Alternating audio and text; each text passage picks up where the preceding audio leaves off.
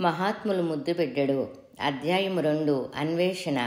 జీవితంలో తారసిల్లే ఒక్కో సంఘటన ఫలితంగా మానవ జీవితాలు మలుపు తిరుగుతుంటాయి. ఆ మలుపు మానవత్వం వైపు కావచ్చు, దానవత్వం వైపు కావచ్చు. మానవత్వం వైపు మలుపు తిరిగిన జీవితాలు మానవాళి శ్రేయస్సుకై పాటుపడటం చారిత్రక సత్యం. సిద్ధార్థుడు బుద్ధుడుగా మలుపు తిరుగుటకు ముఖ్య కారణము ఆ 4 దృశ్యాలే. నరేంద్రుడు వివేకానందుడుగా మారుటకు పరమహంస రామకృష్ణ స్పర్శే. అవధూత చివటం అమ్మగా మారుటకు హరికథ వినడమే. వెంకట్రామన్ భగవాన్ రమణ మహర్షులుగా మారుటకు 16వ ఏట వారికి కలిగిన మృత్యు అనుభవమే కారణం.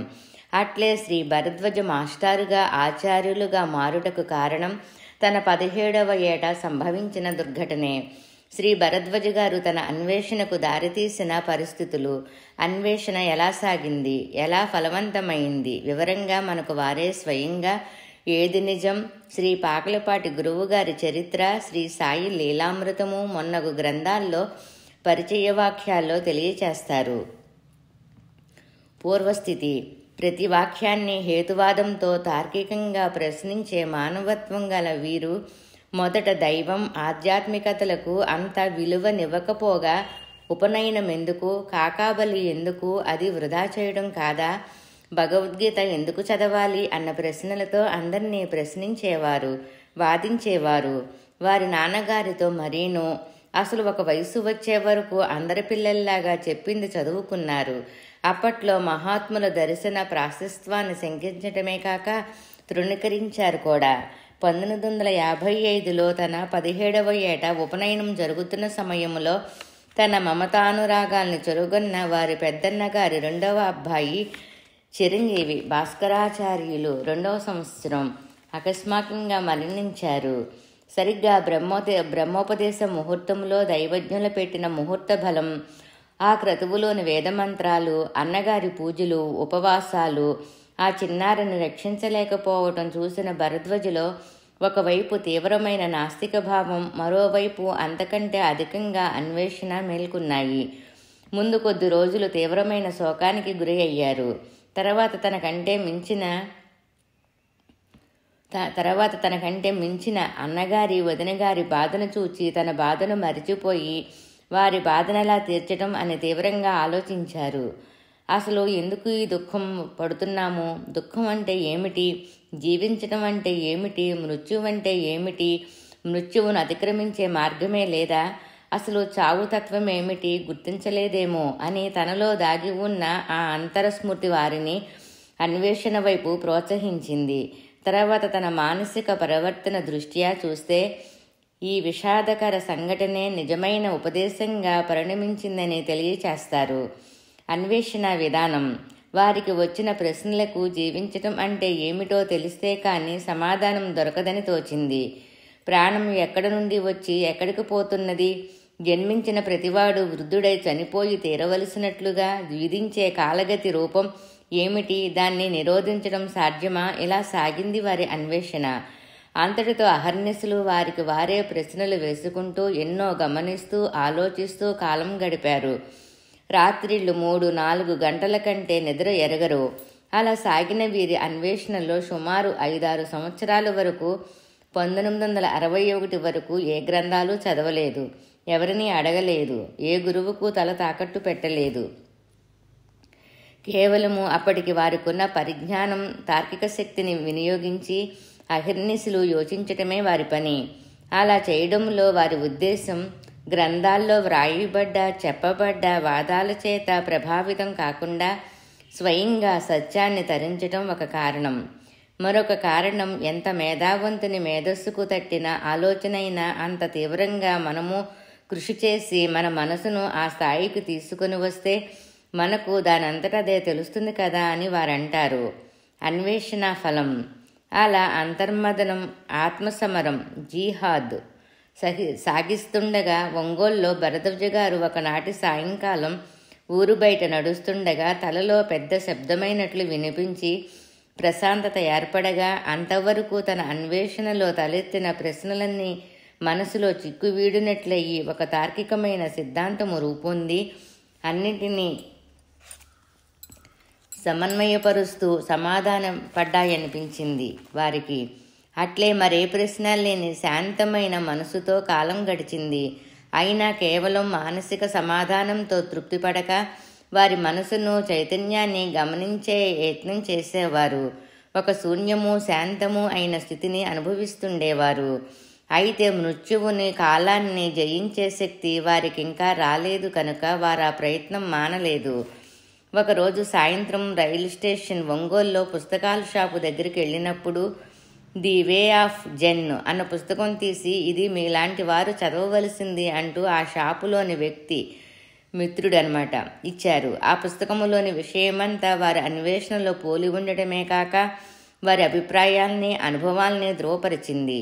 ఆ పుస్తకములో బుద్ధుడు తన అన్వేషణ సరిగ్గా ఇలాంటి ప్రశ్నలతోనే ప్రారంభించిన విషయం భరద్వాజ గారి మనసును ఉత్తేజపరిచింది. కొన్ని సంవత్సరాల పాటు జరిపిన వారి అన్వేషణలో వారికి సందేహం లేని సమాధానాల్ని ఏర్పరచుకున్నాక అప్పుడు వారి యోచనా విధానంలో కానీ, సాధించిన అభిప్రాయాల్లో కానీ ఏ లోపం ఉందోనని చూచుకోవడానికి పుస్తకాలు, వివిధ మత గ్రంథాలు చదవటం ప్రారంభించారు. ఎక్కడా ఒక్క విషయంలోని వారి అభిప్రాయాలను మార్చుకోవలసిన అవసరం రాలేదు. ఆయా పుస్తకాల్లో వారికి వచ్చిన అనుభవాలే ధృవపరచబడి ఉండడం వారికి సంతోషాన్ని, ఆత్మవిశ్వాసాన్ని ఇచ్చాయంటారు. అట్లా ప్రపంచంలోని వివిధ మత గ్రంథాలని, విజ్ఞాన శాస్త్ర గ్రంథాలని చదవటం మొదలుపెట్టారు. వీటి వల్ల స్వయం కృషి మీదనే పురోగతి అంతా ఆధారపడుతుందన్న భావం దృఢమైంది అని అంటారు. వారు కనుగొన్న సత్యాన్ని, వాస్తవాన్ని గుర్చి ఏది నిజం, మతం ఎందుకు, విజ్ఞాన వీచికలు గ్రంథాల్లో ఇలా వివరిస్తారు. సృష్టి గురించి, మానవుని జీవితం గురించి, ఇది నిజం అంటే అది నిజం అనే దృక్పథాలున్నాయి.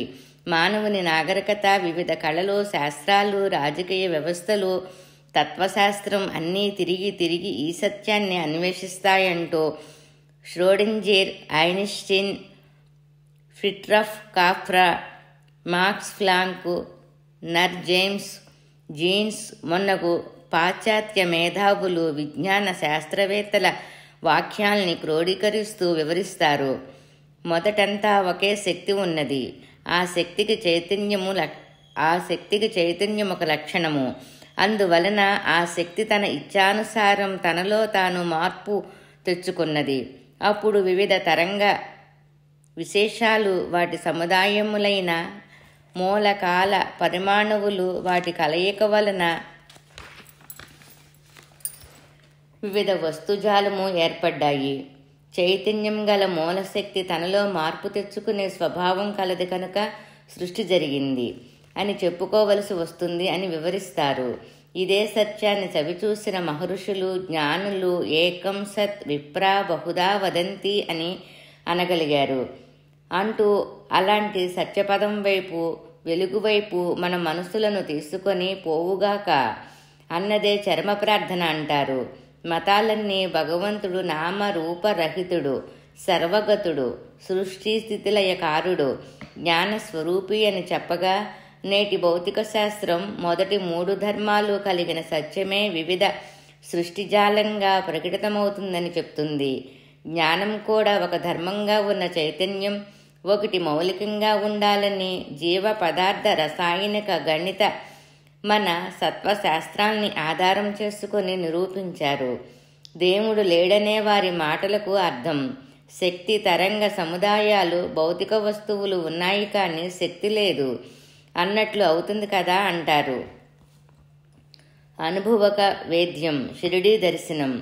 సిద్ధాంతపరంగా వారు కనుగొన్న సత్యం గురించి, తత్వం, ఆధ్యాత్మికతల గురించి చదివినప్పుడు ఆయా విషయాల్ని స్వయంగా అనుభవించి చూచిన వాళ్ళున్నారా అని అన్వేషించారు.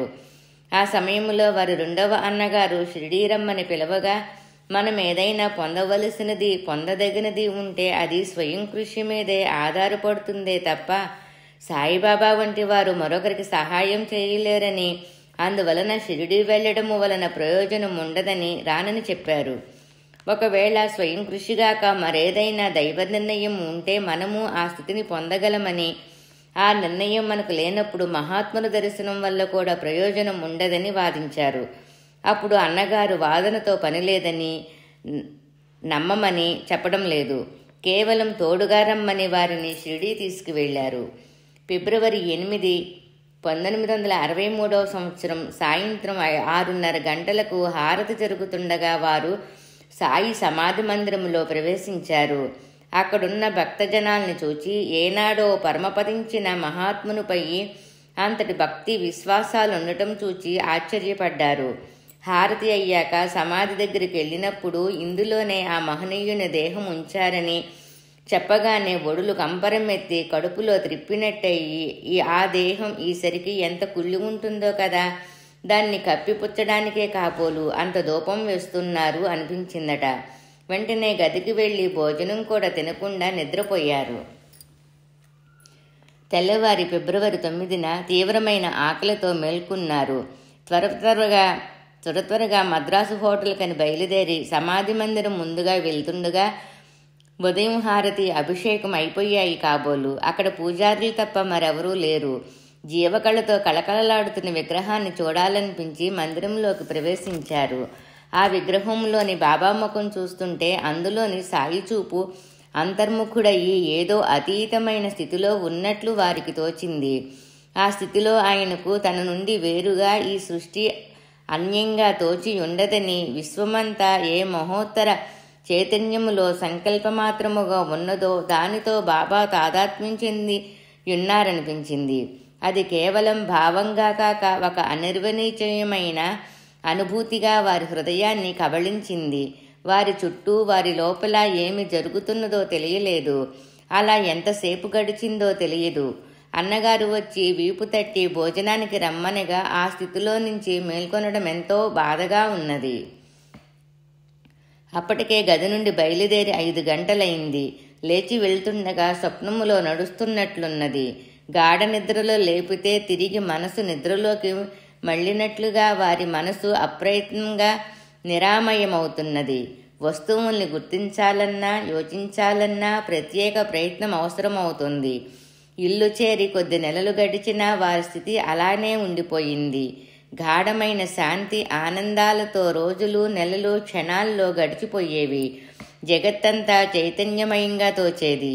ఆ అనుభవం వల్ల వారి శరీరతత్వములో చక్కని మార్పు వచ్చి చక్కని ఆకలి గాఢ నిద్ర ఉండేది.